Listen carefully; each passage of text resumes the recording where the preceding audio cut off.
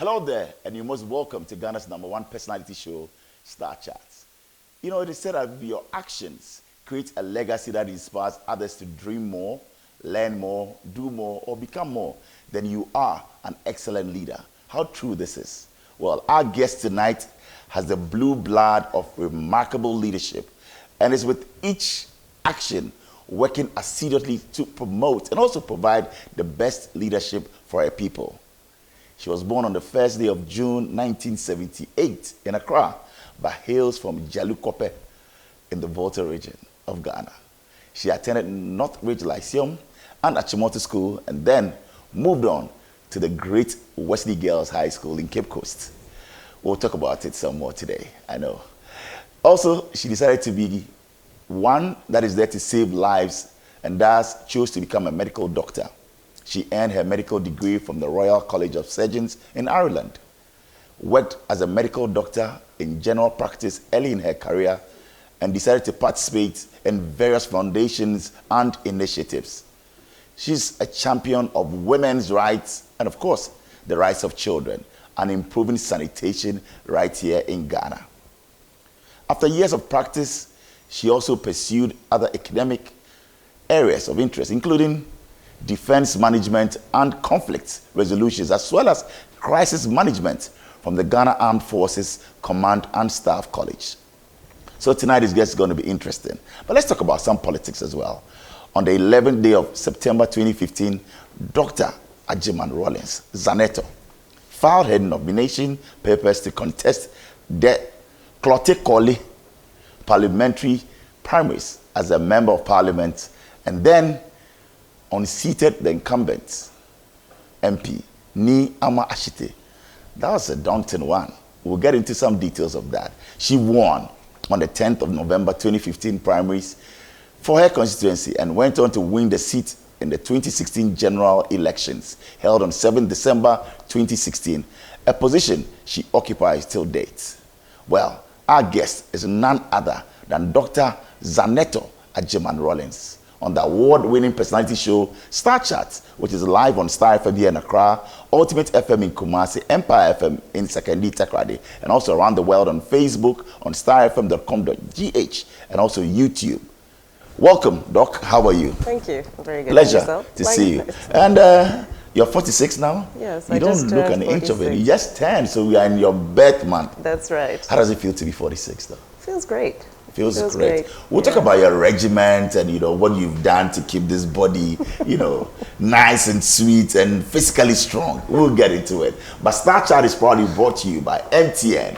Everywhere you go, Haptel is everything you. Co-op mixture for your general well-being. GCB Bank, your bank for life, and Top Choco, taste, nutrition, energy. My name is Bola Ray, and you're welcome to Star Chat.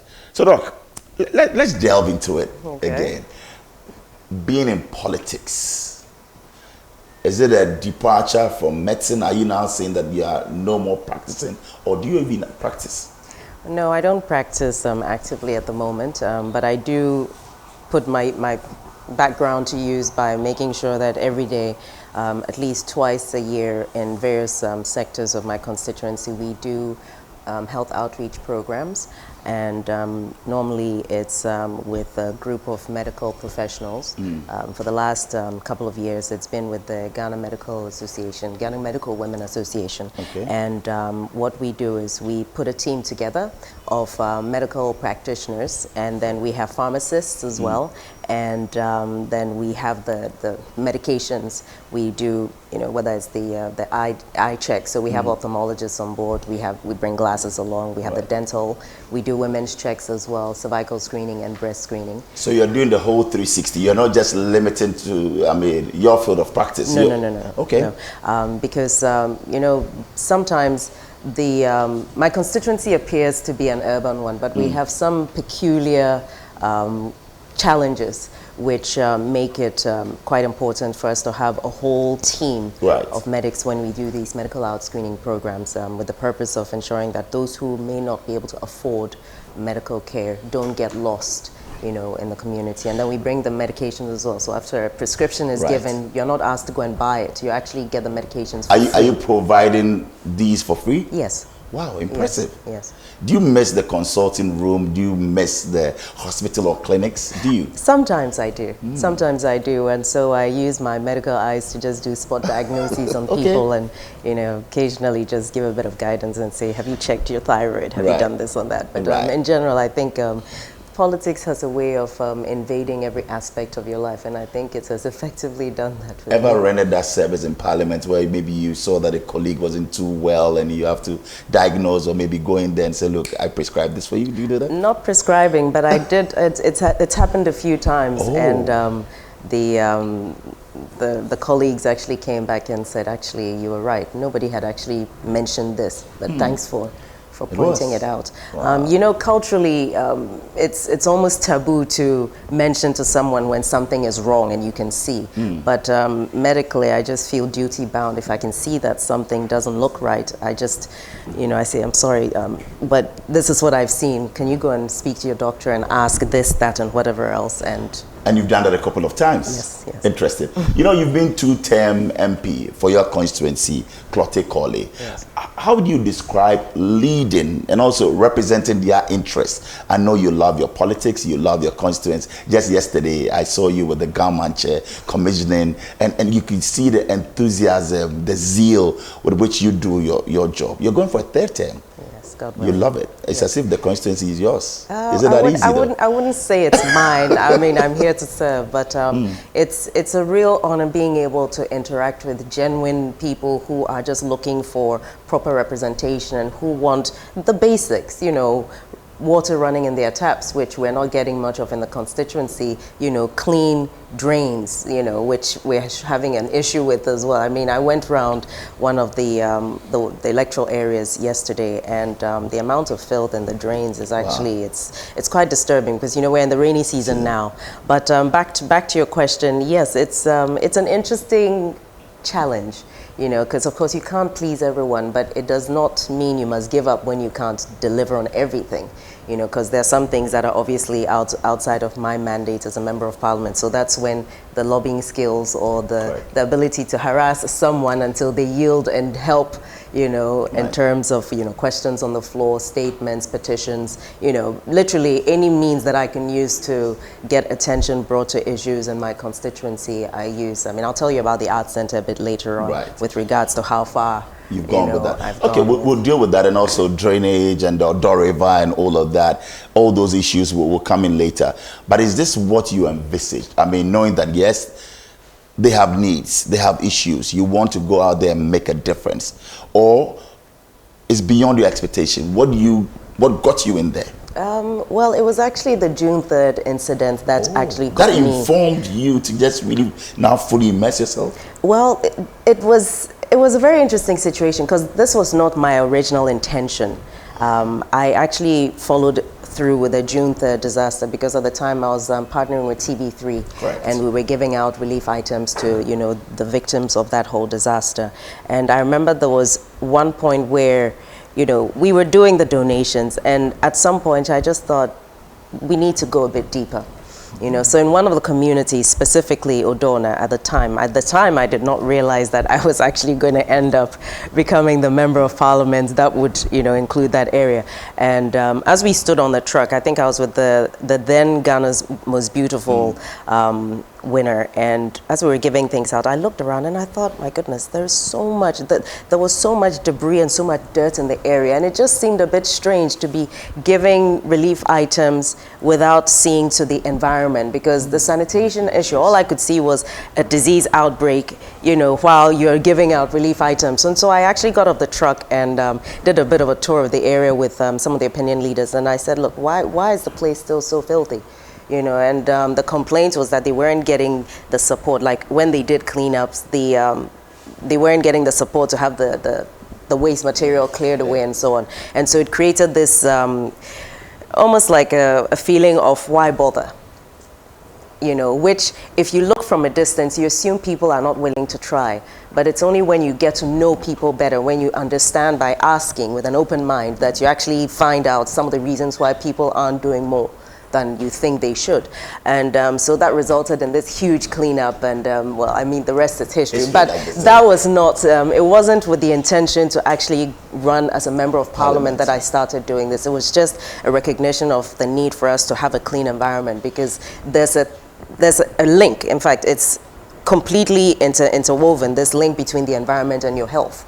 You know, you can have the best hospitals, but if your environment is not clean, it doesn't make any difference. Oh, no, but I mean, that's instructive and also, for me, interesting that you went there not with the mindset of getting into politics, but the stark reality had you to change your mind. So it wasn't something that dad had sat you down to say, one day become an MP for this area, or mom. Never? No, never. Many people said, well, you are following the footsteps of dad or maybe mom, so that is why you were pushed. And of course, naturally, this is the area that you grew up in, so it came as a natural for. But for you, that is not it. No, that's not it. And actually, the pushing did not come from my parents. It actually came from executives in the party and the constituency. Really? Yes, actually. How did your parents take it when you broke the news after what you had witnessed and he came back?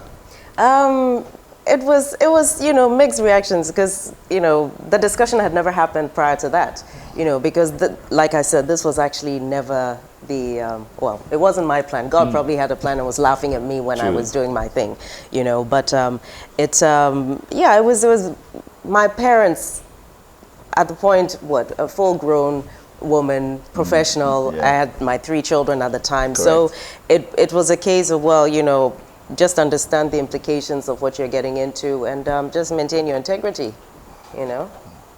And no regrets. Well, there are times when there's, you know, sometimes in politics, I think the difficulty at times that I face personally, because as a medical doctor, if a patient walks into the consulting room, from the minute they're walking in, you're looking at them to tell a story. And they're talking and you're listening, and you're seeing how the story fits with what you're seeing. Then you do the blood tests, or you do the scans, and there's a whole picture you're putting together to be able to arrive at a diagnosis, to be able to then chart a path for management or treatment. Now in politics, it's not always the case, because sometimes people come in, but the intention is not to actually tell you the truth so you have the solution. Sometimes it's because there's some other agenda, and it's always trying to filter through, because, like, it's human nature. You don't always get people being completely, you know, forthright with what it is that they're looking for from A to B. Even though we know the best solution is B, sometimes people opt for A for different reasons. And I think perhaps that was the wake-up call for me when I got into politics. Does that get to you, like you said, we're all human beings, and sometimes you feel like, well, you have regrets, or you want to quit, or you ask yourself questions? Well, asking myself questions, definitely. I mean, the fact is, I did not embark on this journey lightly. I mean, probably will sound strange to you, but I did pray quite a bit about it, because this is a path that when you get onto, it affects everything. And you can't just, it's not like, you know, I don't know, a pair of chaliwatis that, you know, when you decide, well, you know, I'm tired of wearing these, or I don't want them anymore, and you just put them aside.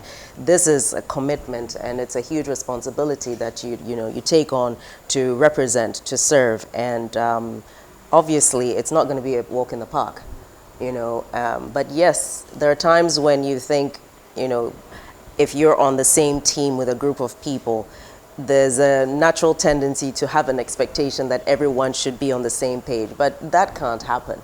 You know, and I think it's just constantly readjusting to that, you know, the fact that even when we know what's best, not everybody is looking out for the best outcome, and making some kind of peace with that and still managing to focus on what it is that I have to do. I think sometimes it's a tricky one. I know, right? But what drives you? What keeps you going? You wake up every day, a mother of 3, you're a professional, you have to be there, you know, juggling all those duties. What drives you? It's a range of things, but it's something that's quite deep, and it's the little thing between God and myself. I can see that you're very religious, huh? No, not religious. Spiritual? I mean, I'd say probably. I mean, I don't go to church every Sunday. Oh, okay. No, not every Sunday. But I do take my relationship with God quite seriously. Why not? If you do take the relationship that you have with God very seriously, and you know, is it the exigencies of time? Is it that you're just not busy or you don't care? No. It's different factors. You know, on some Sundays I have to go for a program in my constituency, and it's duty. I must be there. Right. And you know, at the end of the day, God knows my heart. So I don't think that personally, I'm of the view that it isn't going to church every Sunday that makes me a Christian, for example. You know, and I don't think that that is the only thing that's a determinant about with regards to what my closeness is, you know, or my relationship with God is. I mean, for me, the ability to maintain a certain level of integrity while I do what I do, to be decent even when people are not, you know, to be able to say, this is not mine and I will not take what's not mine, and this is for the people and it must be done, you know. And to keep going. Interesting. So your relationship with God certainly drives you in everything that you do. Well, it's a huge part of everything I do. Because to be honest, at the end of the day, for example, if I go into the constituency after everything, when I get back home and I'm having that, you know, like personal review of how did the day go, it's good to be able to say, you know, yeah, God, I don't think I did too badly today, and to think maybe I can do better tomorrow. You know, and it's always a prayer that, you know, my feet remain solidly grounded, so that at no point do I start to feel like I'm better than, you know. And I mean, my background, my parents were very, very strict on that. So with regards to being being very level-headed and grounded, that comes from my upbringing. You know, my grandparents, my parents. Wow. I mean, that's the thinking behind our being raised. But yeah, we'll delve into growing up and all of that, how interesting it was. But for me, with the politics, I know it was a choice. Yes, getting into it, but also it was a tough one for you, unseating, you know, a regional minister at the time, and also a stalwart of your party. Didn't you face any backlash? Didn't people try to talk you out and down? Yes, there was all of that, including those who kept insisting that I should go ahead. To be honest, when I was approached by the you know, some of the members of the party in the constituency, they actually approached me and said, you know, there was a concern that we might not be able to retain the seat, and they'd done a survey, and the people were saying if I were to represent the party, we would be able to retain the seat. And I remember at the time saying, but you can find someone else, I'll support. Why you? Yes, exactly. You know, but I think there comes a point where you're called to perform a duty, and you've been trained. You've had opportunities, you know, to learn, to study, to do all sorts of things, and that point where it's time to also add your bit, you know, to contribute your quota. And so, for me, it was a sense of responsibility actually that drove that, and just not wanting to let the people down. Certainly, a calling, if you ask me as well. Yeah. And look at your constituency. I mean, it's cosmopolitan. You have semi-literates, literates, you have the fisher folk, you have people from all walks of life. How are you able to, you know, strike a balance on their expectations? And like we said, these are people from different walks of life, but you're able to do it well and juggle and know their needs. Well, you can only know what someone needs when you ask them. So I generally try to create an environment where people feel comfortable to express themselves, to ask questions, to speak about what they see as wrong, what they see as right, how they think we can do better. And that is how I've operated. So what we do is, and I know you keep hearing we, it's because I like to think about a team. The collective. Yes. And that's the mark of a good leader. And so I can't do it all on my own, obviously. And I think the humility to recognize that, and being able to keep ego in check and say, listen, you know, we have to work together, and understanding that different people have different needs in the constituency, and being able to relate to that, and understanding that whatever the thing is, there are some areas where what they require is support for education, for example, and in some areas it isn't, and in some areas it really is something as basic as street lights, for example. But it's really just having that interaction, you know, and making room for and you do have that constant engagement. Yes, yes, and it's that having people within the constituency who also play the role as intermediaries as well, just to make sure that since I can't be everywhere at the same time, to keep the doors open, and then also the constituents have access to the office. So. Interesting. And many will say, yes, you're out there, very visible in the constituency, call it clotte, but give us 5 landmarks, things that you've done, landmark achievements that you can hit your chest and say, look, I've done this, and go out there, Bola, it's there for you to see. Okay. Well, first of all, members of parliament are not actually supposed to do those things. However, but aside of the world, the politics. Exactly, you can't get away from it. If you go to Asylum Down, there's a pedestrian bridge that commuters use, which used to be in a really bad state. It was this. If you didn't know how to say Psalm 23, you would have to learn it for that bridge. The Lord being your shepherd. I'm telling you, though I walk through the valley of the shadow of death, as you're walking, because it was actually a death trap. Wow. But we had all the students from Accra High who had to cross to the other side, had to use that particular bridge. And so at a point, I just thought, you know what, this is something that has to be addressed, because as part of my engagement in interacting with the constituents, it was one of the complaints that they had, and for years it had been in that state. And so we have done a pedestrian bridge, beautiful bridge, if I do say so myself. Okay. And it's, we'll go and check it out as part of our fact checks. Yes, please do. And then in Odona, Sahara as well, the Sahara Park, there is one bridge that serves as an escape route whenever there's flooding in that area, which was also destroyed during one of the heavy rains. And now, I think it was just a few months ago that we had that built as well. So that's also... You're a woman of bridges. Interesting point, actually. Okay. Because there's another bridge as well on the Ring Road. Okay. Yes. I hadn't thought about that. Okay. That's a very good one. I like that. I've given you a campaign message. Yes, you have. Right. So that, for example, and then just providing furniture to the basic schools. Because you would think that the issue of children not having suitable chairs to sit on and tables to ride on is only outside of Accra, but it's very much a situation here, and a lot of the schools have a huge deficit when it comes to furniture for the children.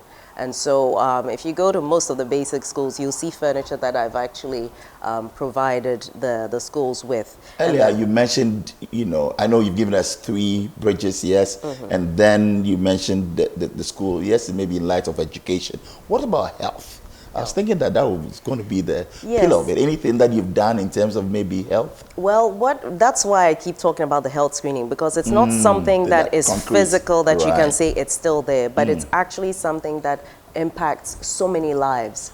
So that is what we do. But if you go to the Osu Maternity Hospital, at least 3 of the medical equipment that they have there, including the UV machine for babies who are born with jaundice, I provided them with that. And we have the electrophoresis machine, which is important for doing blood tests as well. That was also provided by myself. And then we have the Doppler scans, which is when a woman goes for an antenatal check and the doctor does everything, there's a little probe to hear the baby's the sound of the heartbeat, the fetal heartbeat, and we provided those as well.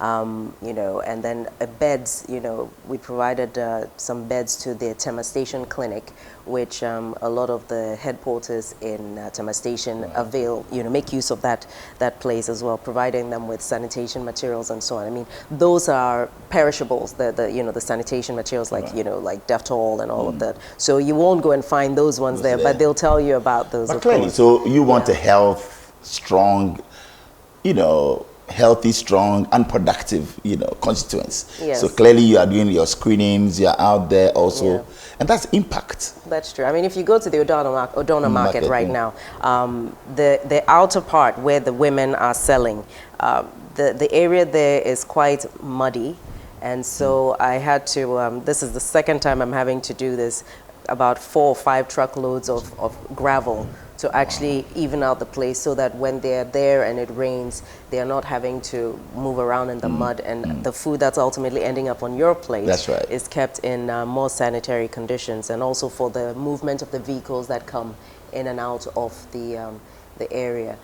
Seems like you're doing everything in the value chain. So you look at end to end. It's not just providing the equipment and just leaving it, but making sure that they are also healthy and they are productive, because it comes back to us. Yes, you are youthful. You are out there doing your bit. Let's talk about the Ghanaian youth.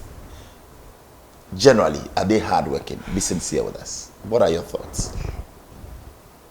It or depends. They can do more? Well, you know, I don't know if it's fair to ask that question in a vacuum. You know, because if your hard work does not translate into results, you ask yourself, how hard should you work? But how do you see it from where you sit in terms of mindset, in terms of attitude? What do you see? It's a mixed bag.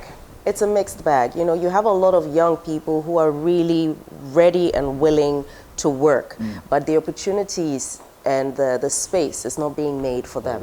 You know, there are young people who want to start businesses, but because of, unfortunately, the way the system works out is because of the youth, they don't have anything that they can present as collateral, which means that they don't get the loans that they would need, so for example. A lot of startups don't get to lift off. Yes, and the other thing with startups is I think there's been so much buzz around the concept of startups without the hand holding you need for 3 to 5 years. So you have a whole tick box of we've managed to, not we as in myself personally, but you have a whole, you know, conversation around the fact that, you know, a lot of young people have been, you know, trained, and there's the startups and all of these, you know, I don't want to go into mentioning names, but if you look for those young people 2 years down the line, 3 years down the line, there's nothing.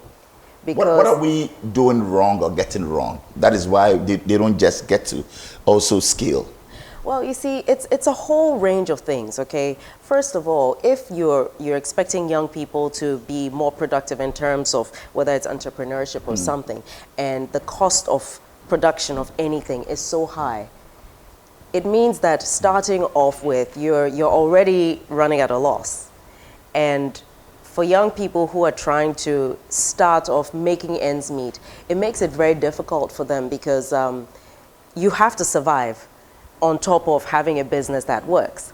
And I think that the problem that we're looking at is there has to be, as part of the whole value chain, I suppose, you need to not just look at getting young people and starting off, but giving them the mentorship, the guidance, and the support that they need to be fully established. I mean, if you think about even something as basic as concrete, right?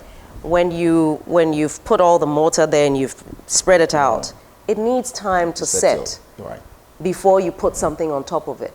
But if you don't provide that time to set, which is that first 3 to 5 years of support given to young people who you're pushing into the entrepreneurship space, you're setting them up to fail.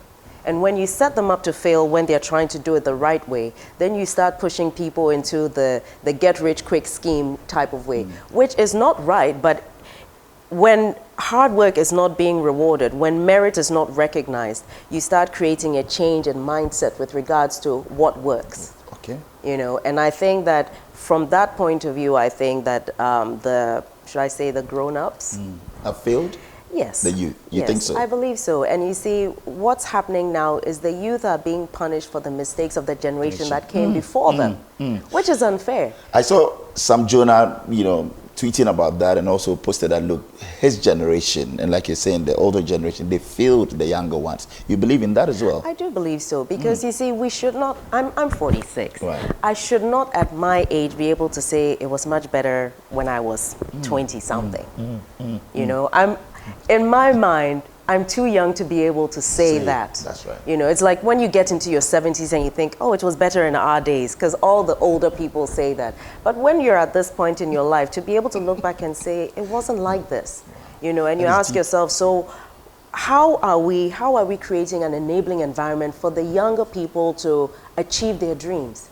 Because if you have, like we have in Ghana, like we have across the continent, such a huge young population, and there isn't a sense of something better ahead, whether it's by virtue of the fact that there's an older generation that has just decided they are not making room for the young people, whether it's because there is a lack of innovation and imagination when it comes to what works for this new generation, whether it's a matter of allowing them to the decision-making table so that you can have a different way, because the world has changed.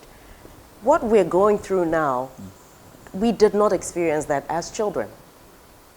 My generation did not experience what some of the young people are going through now as children. But they'll say, it's global, and we all know the crisis, so now it's even overly beaten. People feel that, there are some factors that have contributed to where we are now. Do you see that the future is bleak, or you feel that it could have been better? It could be better. And for me, I think, listen, we have, as a country, for example, we have the National Development Planning Commission. Yeah. We have the statistics, Ghana Statistics, Statistical Service. All of these are supposed to create a map, a roadmap of tangibles. So it's not just we would like to be, debt-free, for example. That's a huge ask. Okay, maybe I shouldn't use that one. For example, we would like to reduce unemployment by, let's say, 5% over the next 2 years, for example. Okay, when you say we would like to as a country, the we would like to is not just an abstract concept.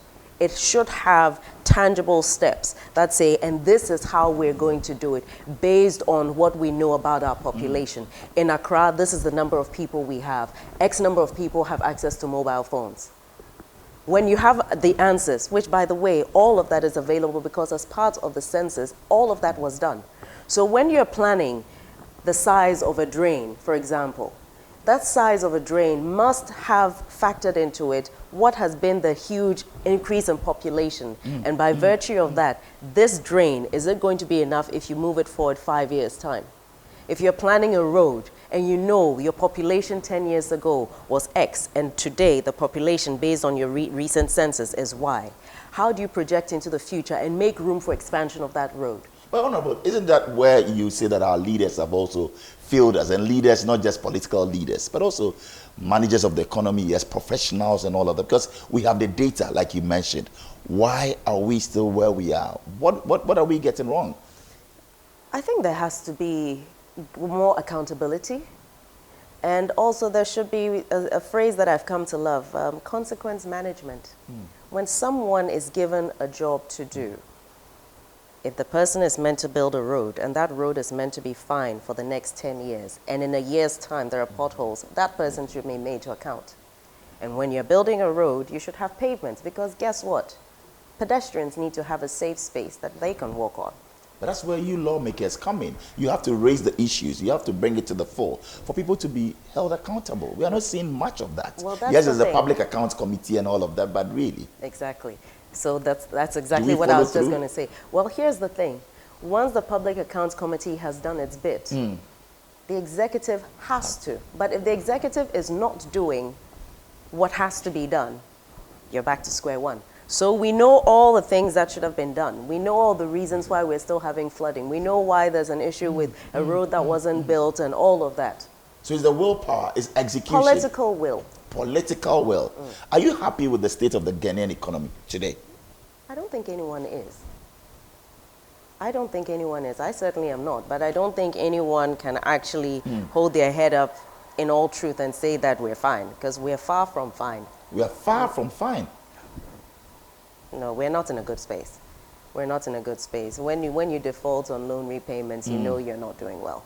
And there again, this is where I keep coming back to the issue about the fact that this generation of young people has been let down, because you're not even leaving them with a legacy that they can build on, or even at the, there's a risk of them squandering something. There's nothing for them to even squander, because they're being left with a burden that's not caused by them, which means that in addition to trying to make it, they're having to pay for the sins of their forebears. Do you fear for their future? For all of our futures.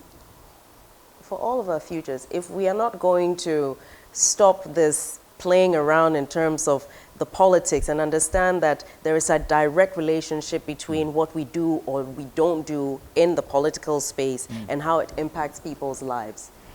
You see, I think that a certain level of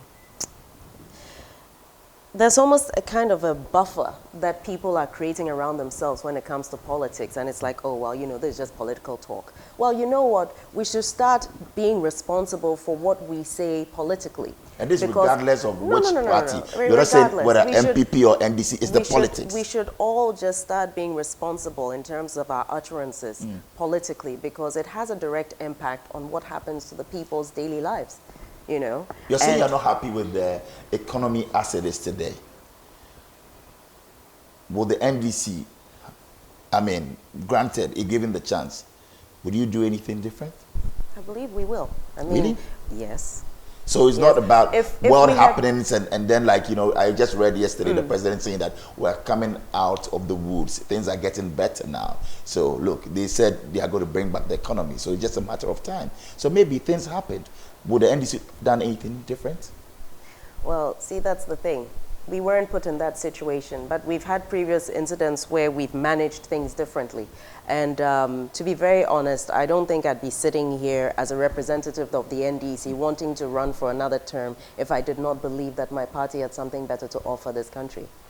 You know, I think that we've always had a record of better performance in terms of, you know, interventions, social interventions. Perhaps we haven't been good enough about speaking about what we've done. The MPP would disagree. Just yesterday, I heard Miracles Abuaje saying that when it comes to track record and all of that, and even the vice president has intimated that the MPP are better managers of the economy than the NDC.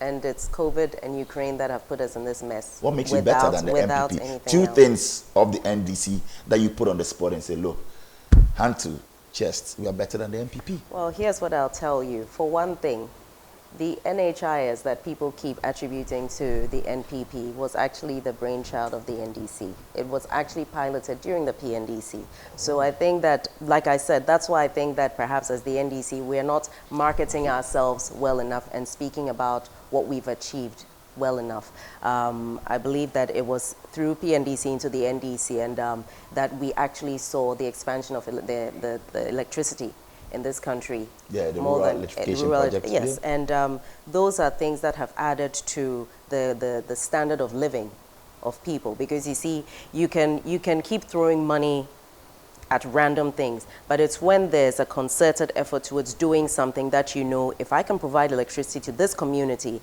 it provides them with the means to do A, B, C, D, rather than trying to do the little drops of water here and there. So those types of things are what we're talking about. You asked. Yes, but yes, too. But social interventions, yes. But the MPP will say, look, from where we stand, we've even come in to do a lot more social interventions than the NDC. They talk about, yes, the bus, the transportation system, going out there with poverty alleviation and all of that, which naturally people will feel the NDC should have done that.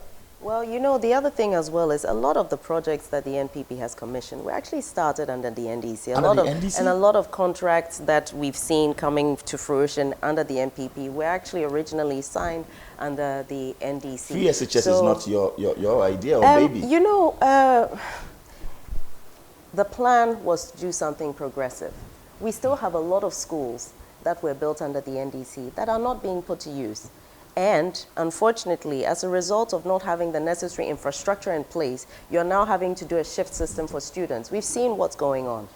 Skyrocketing, you know, teenage pregnancy, for example. And you have this whole thing where now children who are in one area are now being expected to go and be day students in another region.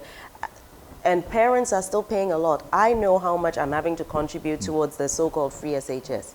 The idea was to progressively become free. Which means that you don't run ahead of yourself. So it's not that the NDC is against a concept of free education. The NDC is not against that free is not SHS. it. But we'd actually gotten to a point where every child was going to school at the same time. And now you have children going to school in shifts. But they're saying that we have volumes, we have numbers, we have a lot more people.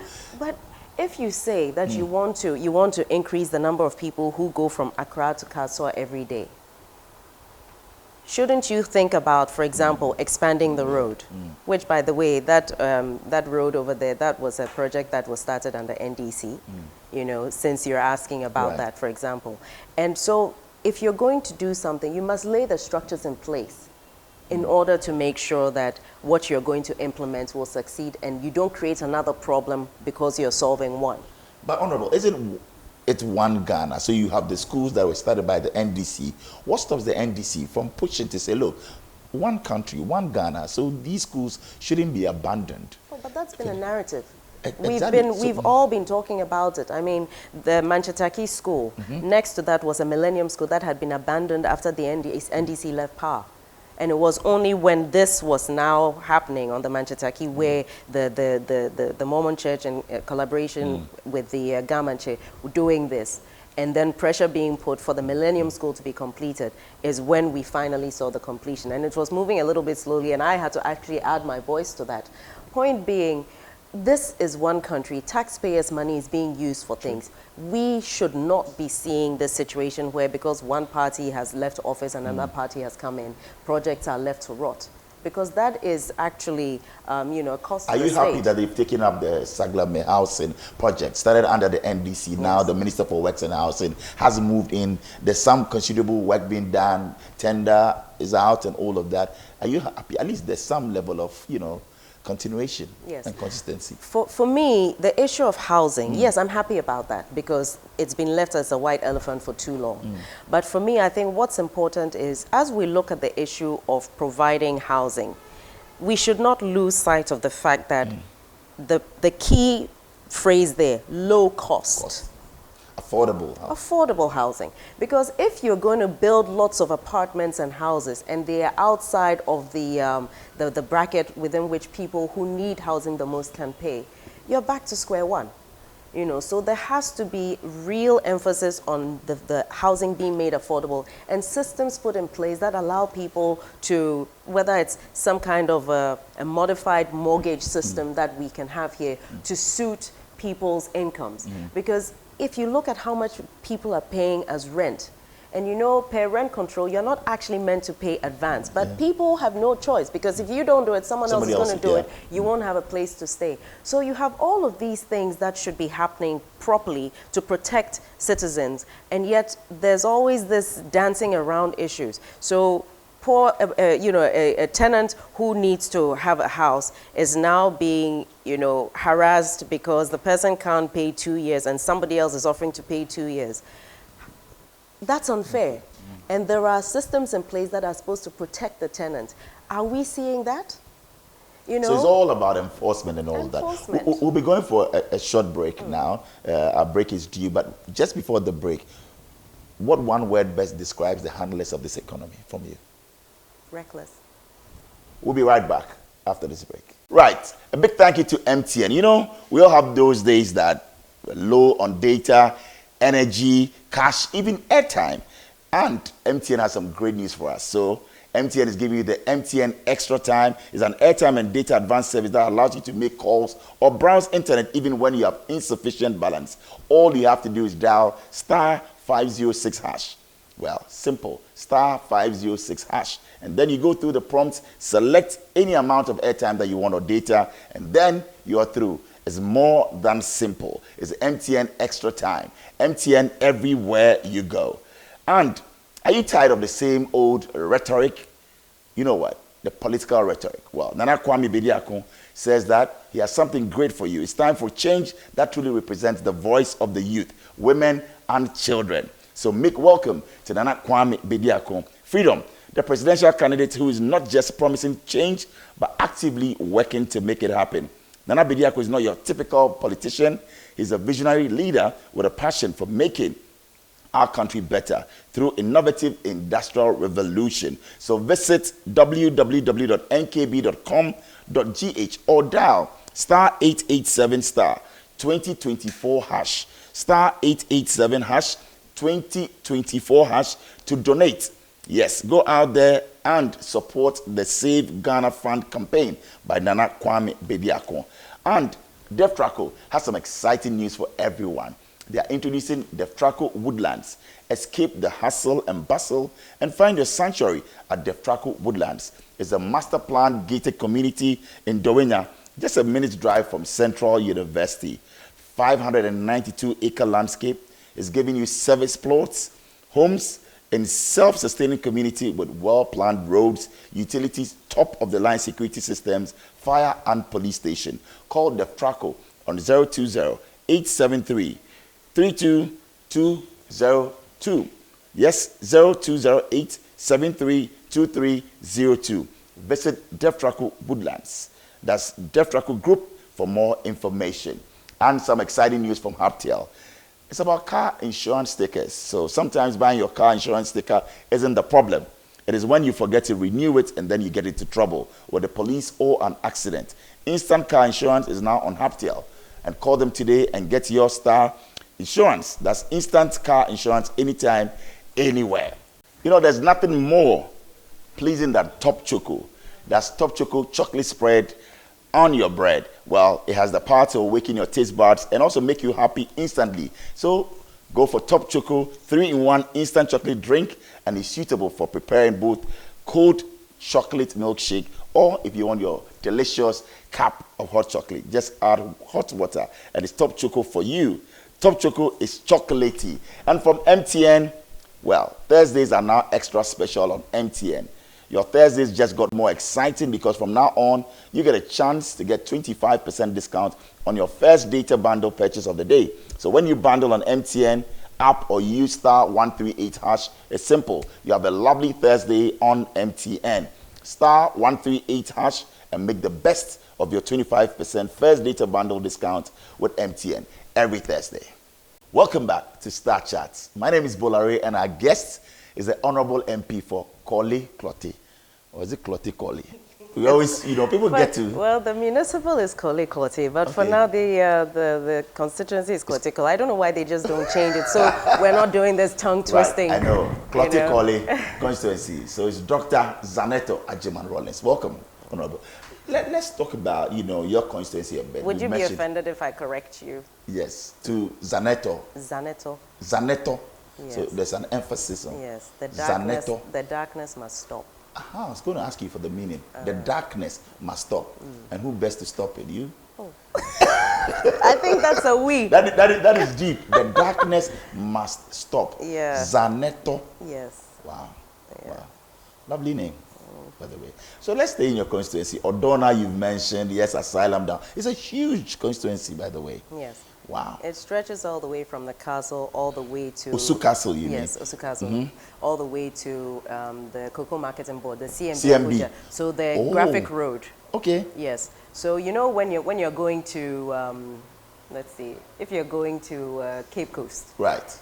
As you just as you go over that overhead, that is the boundary. Oh. Yeah. So wow. the Odo is the boundary. Then it means that you are not a happy person this rainy season because all those areas, madam, a lot of work for you to do. It's actually very frustrating, extremely frustrating. So when the original $200 million was given by the World Bank for the re-engineering of the drainage, it was something that I was really expecting a lot more to be done, and unfortunately, you know. Well, you are not happy with the work that has been done so far because money has been availed. Well, that was the first tranche, and at the time, the Works and Housing Minister said the money had been realigned to COVID. So it wasn't used for what it needed to be used for. And a new loan has been approved, 150 million. And one of the things that's being done under that is the Paloma Nima drain, which goes through Asylum Down, that big drain that goes through Asylum Down, all the way to Odona. And there was a sod cutting done on, I think, was it Monday? Okay. Yes. And I was there for that.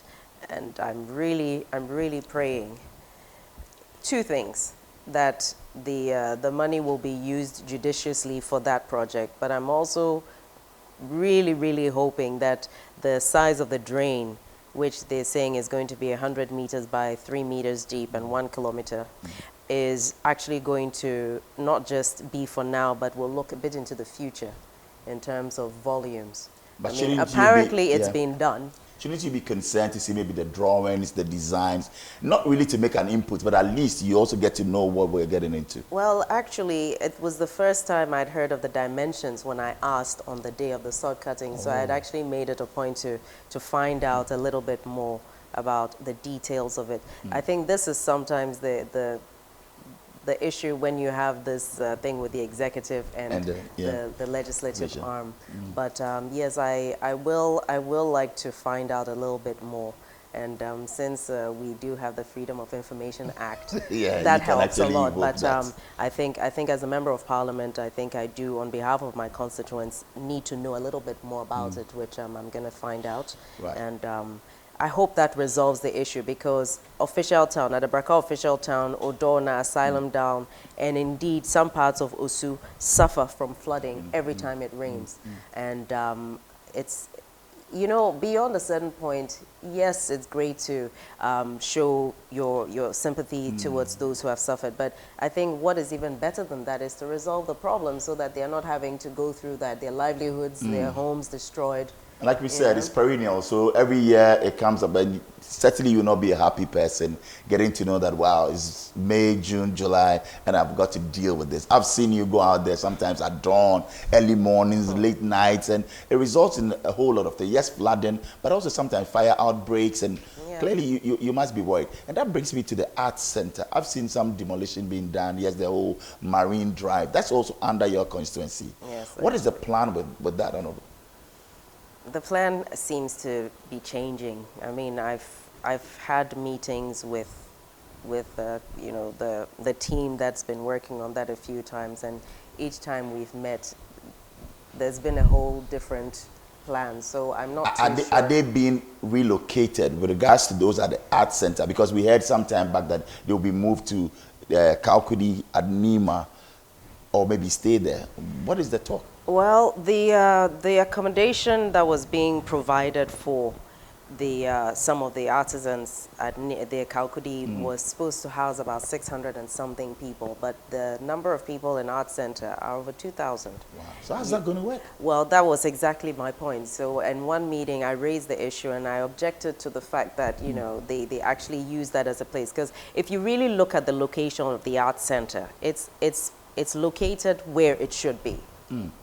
As far as promoting tourism, as far as the commerce around tourism is concerned. Because you have on the one end, the eastern border of that whole stretch, you have the Osu Castle, and then you have the old town of Osu itself. Then you have the Independence Avenue and Independence Square, and then you have all the way, you have the High Street, of course. You have all these old buildings. You have the Nkrumah Mausoleum on the western border of that. So to remove the Art Center from there, when you have an opportunity to create a living you think arts it would not and be a good cultural thing to center. do at all? No. The Art Center must remain in that enclave. And, you know, there's been a lot of back and forth, press conferences, and, you know, the heads of the federations have petitioned many times. I've sat with them. We've had discussions. I've, you know, written to the minister, asked questions on the floor, made statements. And basically, at one point, we'd exhausted everything else was to do. Wow. And the only thing that was left was to actually personally petition the president and say there needed to be some kind of intervention in that area. Because for me, I felt that the very existence of the Art Center, some of the people that export their things. So this is not a group of people who are sitting there and putting a burden on the economy. They are contributing towards our GDP. You know, and everybody who comes to Accra goes to the Art Center. So it only stands to reason that you would actually do up the place, whether it's in a phased, you know, kind of way where you do part of it, you move the people, you do the other part, so that you can have a more structured arts and cultural village. Did you petition the president on I that? did. I did, yes. After I met with the stakeholders and the leadership from the Art Center, I said to them, I said, listen, we've tried everything. Nothing else seems to be working. The demolition of your structures is ongoing. I think at this point, there's just that one thing that's left to do. And so, yes, I did petition the president, and I personally took it. You handed over the petition to the president personally? Yes, I did. Oh, you met him at the Jubilee House? Yes, I did. Okay. Because as the representative of the people of Klote Kole, it is my duty to do whatever I have to do to protect their interests. And that seemed to be the only thing that was left to do. And having met with him and explained to him the value that this group of people bring not just to the constituency, but to Ghana as a whole in terms of their contribution towards GDP. It only made sense that, I think in a previous State of the Nation address, he spoke about tourism contributing towards Ghana's GDP. And I made a case for the fact that that place is already doing so, and to enhance it better, to protect livelihoods and to make sure that what is there is made better for people to actually have that whole experience of. And the president listened. Well, he did. So now he's agreed that they'll stay at. So yes, an area was carved out, that enclave where the arts center can actually be relocated so that they are not moved away from there. So for me, that was a very, some great very news, huge, the refreshing news. It was because the art centers, I think that I just have this, there's a sentimental value to me because it's something that as a child, my mom used to take us to the art center. They used to do plays and all of that. So the art center has a certain value that is very personal for me, and I have a really good relationship with the people in the art center, whether it's the kente weavers or the kente sellers or the drum makers. Kudos on that, because that's a major one, and they must be grateful indeed. Now let's get to meet you growing up and all of that. Let's you were born here in Accra. Yes, 37 military hospital. 37 military hospital. How was it like being the first child of ruling president, then head of state, and then coming through? What was it like growing up? Before we even get to Wege here and all of that, born at 37, grew up where? Was it here at Ridge? Yes. Oh, right. Yes. So you have fond memories, clearly. I've lived here. I've lived in this constituency. Interestingly enough, I've lived here all my life. Wow. My grandmother's house, where I spent some of my time as well, is in Yaniba, which is just, it's on that borderline area in my constituency. I don't know how that whole demarcation was done, actually. Right. Yes, I went to school, and she had a kindergarten just on the Independence Avenue. Your grandma? Tiny Tots. So, yes. Okay. Yes, my grandmother was a teacher. And so that's your mom's mother. My mom's mom, yes, okay. yes. And so she had the Tiny Tots kindergarten, and that's where I went. And then from there I went to Northridge, which was also in the constituency. Interestingly enough, Northridge was actually my first polling center, so that's where I voted the first time. How was it like at Northridge Lyceum? I mean, I have a business right, across, so I know the place very well. But you being the president's daughter at the time, and were you going to school with, motorcades and all of? How was it like? Walk us through there. Are you kidding? No, of course not. Wow. But you had security? No. Really? Tell us about that. Growing up, and so what? No bodyguard, no security with you to school? Well, on the way to school, but then that was it. Once you're in school, that's it. They don't stay on campus or on school? No, wow. No. That's why I was saying, we grew up with our feet solidly planted on the ground, because there was none of that. And, we were subject to all the rules that all the children were subject to. There was no preferential treatment at all. Because there was one thing my mom always used to say. She was like, your parents' position is not yours, so you make a life of your own and earn your own stripes. So don't go around throwing your weight around. So no favoritism, no? No. Wow. You're not to go around throwing your weight and saying, my parents are this or my father is this. No.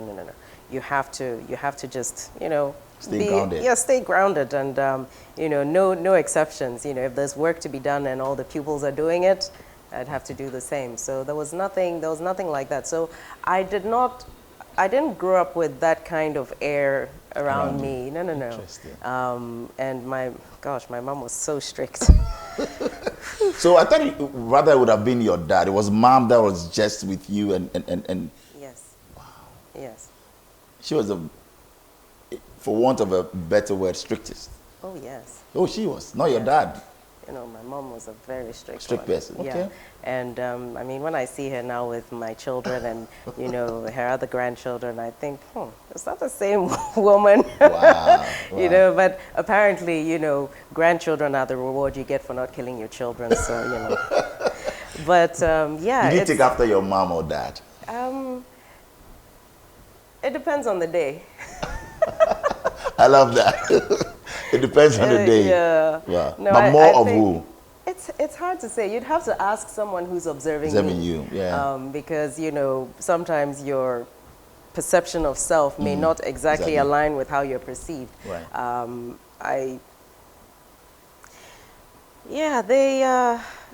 They had, I think I have a bit of both, right, you know. right. I think I have a bit of both. We'll swing into life at Achimota School. So Northridge, then Achimota School. Yes.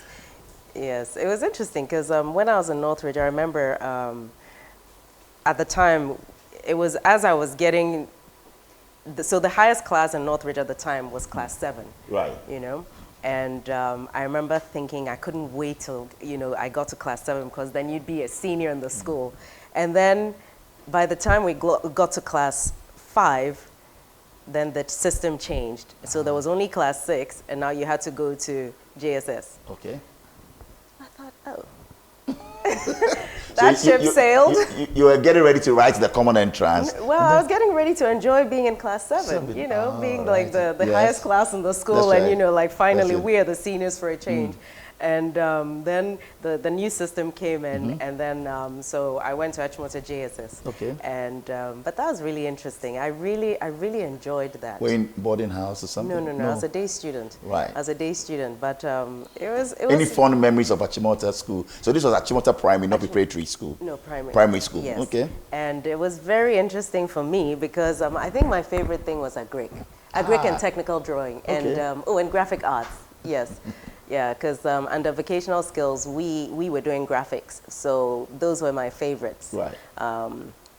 And it was just a different setting, but I actually enjoyed being there. I think the favorite thing was where we would actually build the beds, you know, and then would plant whether it was cucumber or you know whatever it was that we'd plant, and the harvest, you know, at the end of it. You did the whole agric bed kind of thing, and you were from graded scratch. your score it was as part of your term exam. Yeah. Wow. Yeah, it was very exciting. But first experience outside home, away from parents, was in Wegehe.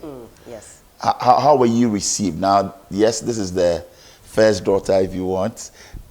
And, you know, dad is out there, mom is first lady, going into Wesley Girls. What was any nickname back then? They called you what?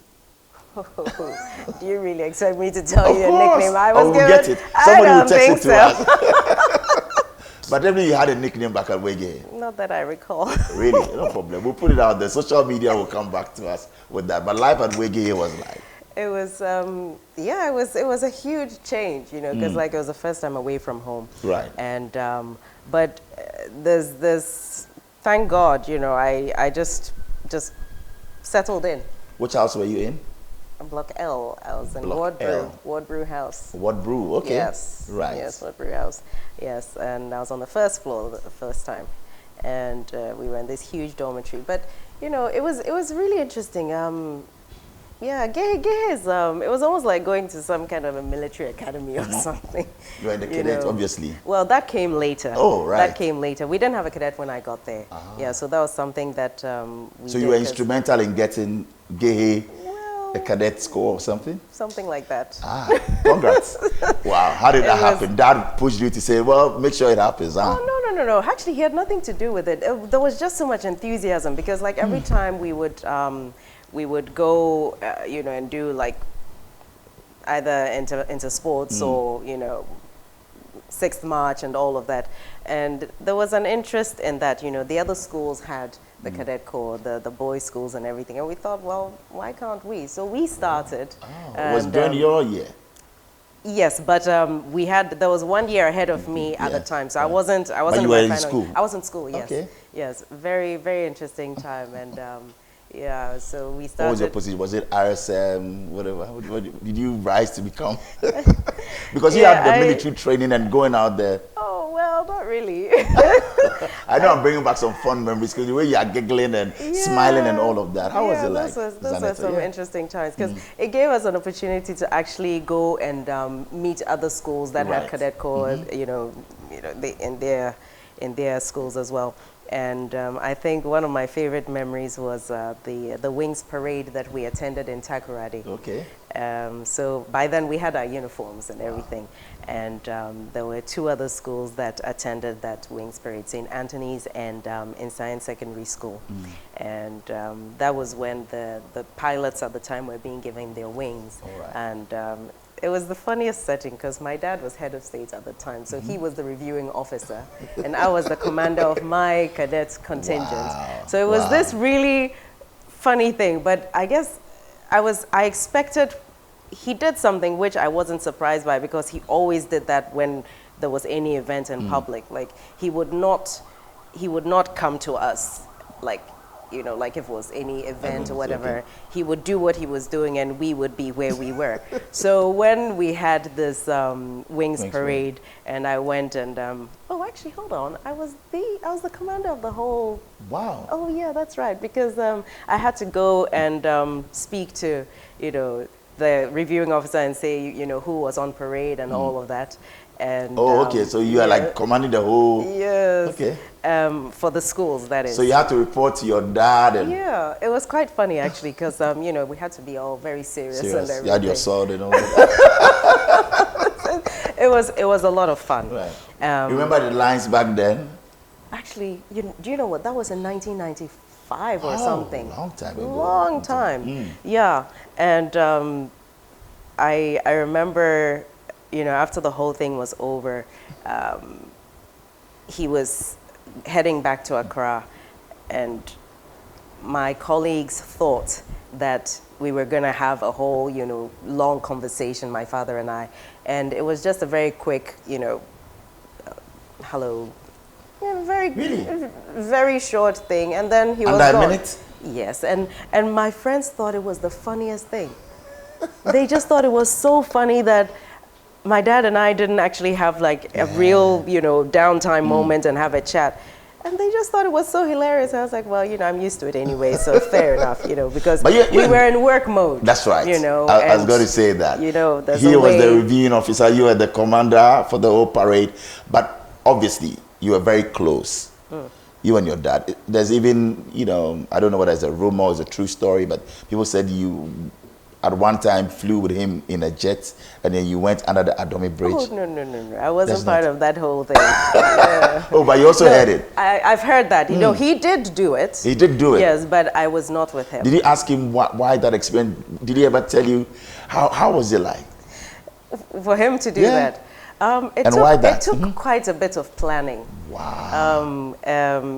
You know, to do something like that, you have to be very precise. You know, and but in his time, he was the best flying cadet, right? Well, he was, but you know, being at the top and staying at the top are two different things. Indeed, and indeed. he loved flying. I think very it was adventurous. second nature to him. Yeah, but he was very, very careful. You know, you fly too? Not anymore. I haven't. But you used to fly. Yeah, I haven't flown. At what age did you start? You know, the first time that you actually flew? You're trying to cause controversy here. No. Oh, why? You are underage, and that put you 13. in there. 13. Yes. You flew your first. Wow. Yeah. You didn't even know how to drive then. Oh, I did. At 13. Yeah. Interesting. So at 13 you were driving. That's against the law. No. I knew how to drive. You You asked the question. I didn't. You said I didn't know how to drive. I said I knew how to drive. But if you knew how to drive, certainly you would have done that on the roads and all. No. Really? You were taught how to drive in the bush? No, but you know how like you have like a long stretch of dirt road where nobody. Yeah, but okay, so your parents knew that you were in 16 or here in Ghana 18, but 13 they were teaching you how to drive. You should learn, right? I like that. You should learn. Yeah, you should be open-minded to learn. You flew a plane at 13. What did you go to? What was it like? That's some adventure. Oh my goodness. Would you do that to your kids as well, if given the chance? No? I must say, my parents were very brave to do that. Yeah. What did you fly to? Oh, it was a circuit. So yeah. So You're very brave. Well, he was braver than I was. It's a funny scenario because it's one of those situations where, as a parent, he taught me how to fly. He knew he'd watched me. He knew what I was capable of. So he got out of the plane and he said, "Go." He got out of the plane. Yeah, and I because we'd done. He just wanted to make sure that I was capable, and then when we landed, he got out of the plane, and then actually, what he did before we landed was, as we were I think on finals, then he said, "Okay, well, he's had a heart attack, so I have to land the plane. So he shut his eyes, and I thought, what's this man doing? And I thought, okay, I have to land this plane, which I did. And I think for him, that was his way of testing whether I would be able to do it. And then he got out and he said, "You're ready, go." On your own? Yeah, and I looked at him and I was scared, actually, because I thought, I don't know. And he said, "You're ready, go." So I did. I went. You know, of course, I was praying the whole way. Wow. Yeah, but yeah. And after that, now you're on your own. You could just go out there, fly, plane on your own and all of that, right? Yeah, we had the, there was the Sankofa Aero Club, which was at Aviation. Kenya, right. Yeah, so I would go all the way there. And, you know, so now when I think about how long it took me to get there versus how long it takes anyone to get from Accra to Aviation, oof. The traffic and all. No, we really need to do better in terms of expansion of our road infrastructure, because back to the issue of, not to change the subject, but back to the issue of the census. We know what our population is. We know what the projection will be. And planning should incorporate that. Right. You know, and you should not have a bottleneck like we do with Tema and Afienya, the Kong area there. Because then it means that now you're also reducing the rate at which things move from the south to the north and vice versa. That's right. You know, reference the Dawa Industrial Park. If that place is to function as it should, and it takes forever to get there, then the whole concept behind that being a hub, it's defeated. I get it. Yeah. I get it. Interesting. Yeah. Flying planes, you know, being at Wegehe at the time. Do you have any guy at a disco or Kwaboche or Gasco trying to toast you or date you? You had a guy back then? Or they didn't dare? Well, maybe that was it. I don't know. You know. So all throughout your 3 years, you didn't have a guy walk up to you and say, "Oh, Zanetor, you're beautiful, you're nice, I want to go out with you"? Oh, not the going out with you part. Not the going out. No. No, but like be your friend or be my girlfriend. No. But with Wesley Girls, you had 1 day for visiting. Right. And you couldn't just show up. Like when you got there, they had like a whole table with the seniors there, and you had to write who you are, who you're going to see, and then they'll call the person. So there was a whole, and it wasn't just for me, by the way. That was the way it was done. Yeah, so maybe that's just me being naive, but there was a limit to how much interaction you could have. But you fancied a boy maybe in a disco or Gasco. That's one particular guy. I hardly went out. Like, who was I going to see? At what age did you get your first boyfriend? I'm not telling you that. Permit me, but can I ask you this? That, you know, there was this guy, cute guy who was in the news somewhere and all of that. With all this haircuts business, you heard that? Oh, there's a lot of controversy around that. A lot of Did you date him? If you're gonna specify, I would not specifically. No, exactly. But did you go out with him and Dad wasn't happy at a point you were sent to the castle for a haircut and all of that? Is that true? Okay, now you're going down the path of lies. Let's stay on the so path of righteousness. So that wasn't the truth. My dad had nothing to do with that. Oh, yeah. So it's good that you're clarifying this because it's been in the news. It's been out there because and President Rawlings, then maybe head of state, took him to the castle, gave him a haircut. That is untrue. No.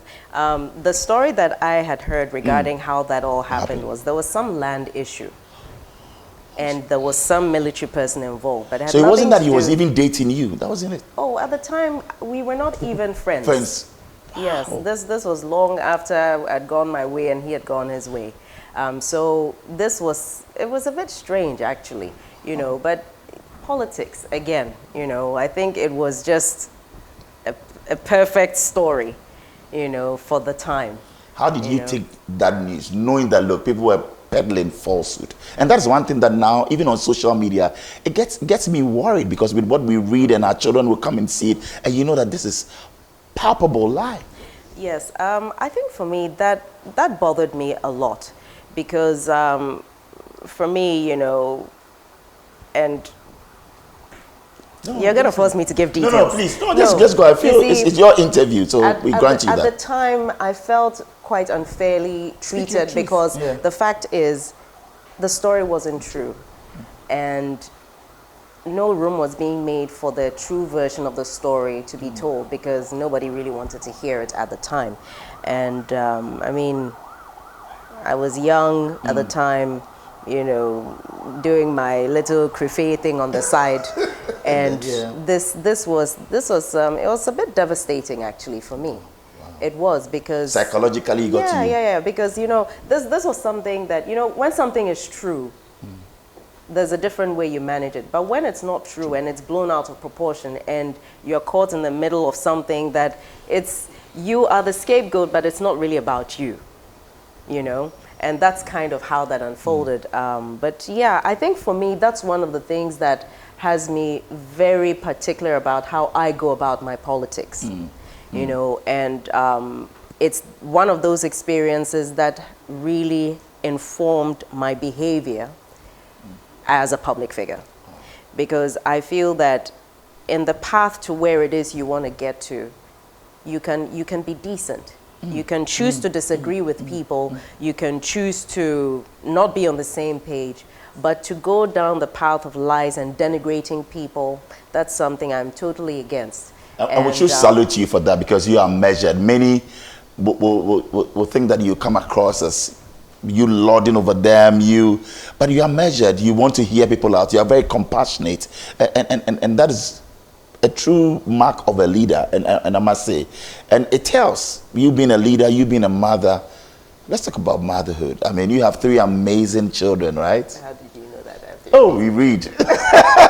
See, on the issue of whether it's motherhood or leadership, for me, what's important is, you see, as a doctor, there's something I know, and that is, in Chi, we say nipan seshi. Sanity. The fact is, your flesh and blood, you have your spirit, your soul, but at the end of the day, you will die, and you will die and you will take nothing with you, but you leave a legacy behind. Is it good? Is it bad? But you will go. So it doesn't matter how much you think you're acquiring in this world. You can't take anything with you. So, and you see, the other thing is, like, the heart that's beating in your chest, the heart that's beating in my chest, starts beating before your body actually forms. Now, before your body becomes recognizable as a human being, your heart starts beating. And it doesn't stop until you die. So there's a miracle about us being alive, to start with. So if you have arrogance about being a human being, you must check yourself. Because you didn't make the heart start beating. I fancied you, I liked you before this interview, but today's interview is, you know, I'm going with a different perspective about you. Like you say, people will just form their own opinion about you from afar. But that's not what you are or who you are. Because what you are even saying now, that true to humanity, look, we are nothing. Yeah. Let's love one another. And that transcends all that you do. Yeah. I mean, not to sound morbid, when my dad passed, and I was asked to, you know, come and, you know, a family member is supposed to come and say, yes, this is him, and yes, he is dead. From him being alive to him passing, you're just a body there. There's no animation. There's no evidence of who was there before. It resembled him, yes, but the essence of what made him who he was, as in the person, was no longer in that body. And he's not the first person whose corpse I have seen, you know, throughout medical school, throughout my work as a doctor. So for me, there's a certain humility that is ingrained in my spirit, because I know from one minute to the next, there are millions of processes that are happening in your body, and all you need is for one to go wrong and you will drop dead. So I think, I just feel like as human beings, we should be more humble about what we represent and what we do, and just try to be decent, you know? I love that. And you don't look down on people, you don't disdain, you embrace all. Very good. And as we wrap up all of this, a message came in because we posted on Facebook that you did? Yes. Somebody wants to know your thoughts on the 24-hour economy by your party. All right. The 24-hour economy is something that could actually be an absolute game changer. Of course, it has to be on a bedrock of certain things that are functioning. We need to make sure the institutions are working properly. We need to make sure that you know, the cost of utilities is within an affordable range so that people can afford to stay open 24/7. We also make sure that our workforce is properly trained, so that you can have the right number of people who can do the shift system. So it incorporates everything from energy, dependable, you know, power production, to energy, to proper education, which, well, there's a lot to be said for that, but anyway. But So yes, as it stands now, is it doable? Is it feasible? I believe on some levels we can definitely start right away. And there are certain corrective measures that once we put in place will actually make it even more so. But bear in mind, there are some things that are already operating in that way. 24 you know. hours. So it's, In a hospital, for so, example. So we have a 24-hour economy now as it stands? No, we don't have a 24-hour economy But as some it stands. things- There are certain aspects that we all know run through that kind of a shift system for the sake of, you know, protection of life, for example, in a hospital, for example. But if you have the 24-hour economy, for example, operating in an optimal sense, then you don't have a situation where you go into the hospital at a certain time and the consultants aren't there. Because if you go after a certain time, you find that it's just a small, you know, like a skeleton staff that's working. And when there's an issue, that's when you have people coming in, you know, as an emergency or whatever. But when you have a setting, I'm just using that as an example. Right. When you have a setting where you have this really tied down properly, then you don't have a situation where it's only in the daytime that you have the chance to see a consultant throughout that kind of situation. Interested. And as we wrap it all up, it's now time for our mystery question, and I believe that you would want to, you know, dig into my bowl. And yeah, please. So kindly grab one for us, and then we'll read the other later. So which one do you pick? Who wrote the questions? The team did. So we'll love to crave your indulgence to, you know, pick one for us. What do we have there? I'm looking at the various faces here to who see should be the culprit. There you go. Okay. Sure. Let's see. What do we have? Oh, but before I open it, I reserve the right to not answer. Granted. I think that's something that Seriously? you would love to answer. So kindly read it out for us. Yeah. Yes. What's the question? Oh, great. Wait, are you sure you didn't have the same question twice? No. Right. So what does it say?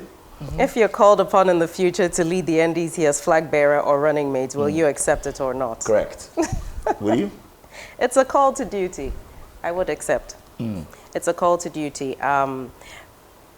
For me, the issue of a position of responsibility is not about the privileges and the perks. It's about what can you do, you know, to actually support, to serve. And if you're being called upon to do something of such, you know, magnitude, it means that there's something that you're doing that people feel that you could actually make a contribution to. And I believe that from the point of view of call to service, You will answer. you have a high, well, yes. I think you're suddenly taken away from I am thinking about it to you've been asked to. Now you must decide, will you serve or will you not? Ladies and gentlemen, we're looking at in the near future, President Zanetor Agyeman-Rawlings or Vice President Zanetor. But the last one right here for our mystery question will be, dear. yes. I don't know what you're trying to do. What's in there? Can you read it out for us? Hey. What is that? I will not answer this No, question. so you won't and answer, I won't but read even it. read it out. Please keep your question. Really? Oh, you don't want to? You plead the fifth? We should let that slide? Oh, can you read it out and just don't answer? No, What is the question? You just read it out for us. I'm not reading We love this your voice. No. What is that? I'm definitely not reading this question. Should I ask you that? No, Okay. please No, don't ask. No problem. This is you're going to force me to be in a very difficult position. No problem. I get you. And I respect that. So as we, you know, bring the curtains down, for anyone out there, especially the young ladies, they look up to you, they want to be like you, what would be that advice for them? What would you want to say to them? What I would say is, for any young person, any young lady or young man who's looking up to me, try to be the best version of yourself.